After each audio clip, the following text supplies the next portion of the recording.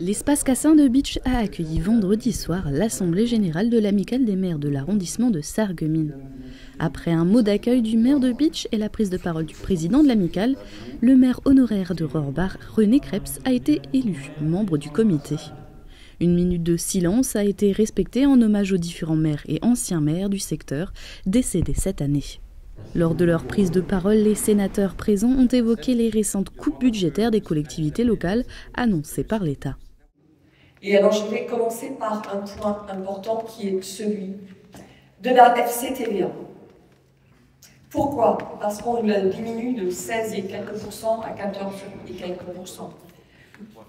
C'est déjà compliqué comme ça pour nos communes, financièrement. Les dotations ne font que s'amenuiser, on a de moins en moins de moyens. Et aujourd'hui, venir dire encore qu'on va toucher à la FCTVA, c'est juste inacceptable. À l'issue de l'Assemblée générale statutaire, la première vice-présidente à la région Grand Est a présenté un exposé sur les dispositifs mis en place par la région en direction des communes, dont le pacte des ruralités adopté au printemps dernier à Verdun. En fait, on a souhaité avec la région, avec le président Leroy, créer un pacte des ruralités.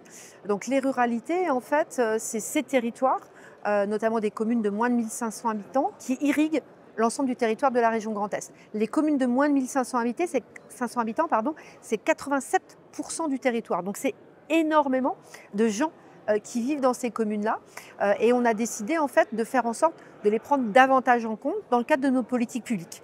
Donc ça nous semblait important sur une réunion comme celle-ci, sur cet arrondissement, eh bien, d'en parler pour le porter à connaissance et puis faire en sorte que les élus qui sont ici présents puissent s'en saisir et saisir des opportunités au bénéfice de leurs concitoyens.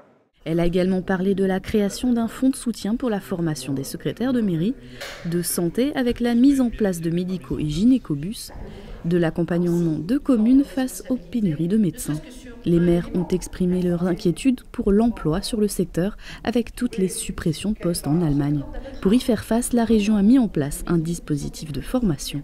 Quand une personne va se retrouver en inactivité suite à l'arrêt de son usine ou de son employeur, par exemple en Allemagne, l'idée, eh bien, c'est de lui permettre d'avoir la formation, de financer la formation qui lui permettra d'être employable, par exemple à Holosolis ou d'autres entreprises qui ont des gros besoins en main-d'œuvre sur le territoire. Valérie Debord a également annoncé le lancement d'une étude sur les problématiques de mobilité d'un contournement sud de Sarreguemines, financé par la région. Elle sera lancée en 2025 et analysera l'impact environnemental, le trafic routier aujourd'hui et le trafic futur avec la présence d'Holosolis.